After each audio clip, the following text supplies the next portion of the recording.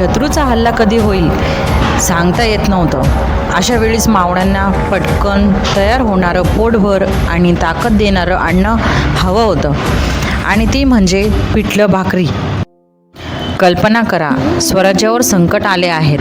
मावळे युद्धासाठी सज्ज आहेत. वेळ कमी आहे, पण पोटभर अन्नाशिवाय रणांगण गाठणं अशक्य आहे. घरातील स्त्रिया चुलीपाशी धाव घेतात. बेसन, लसूण, मिरची आणि मसाल्यापासून काही मिनिटात तयार होणारं गरमागरम पिठलं. सोबत ज्वारीची भाकरी, शेतकऱ्यांच्या कष्टाची आणि मावळ्यांच्या शक्तीची खरी साथीदार.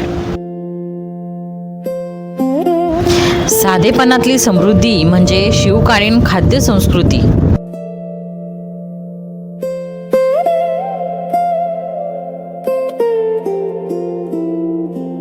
तुमच्या घरीही पिठलं भाकरी बनते का? कमेंटमध्ये नक्की सांगा.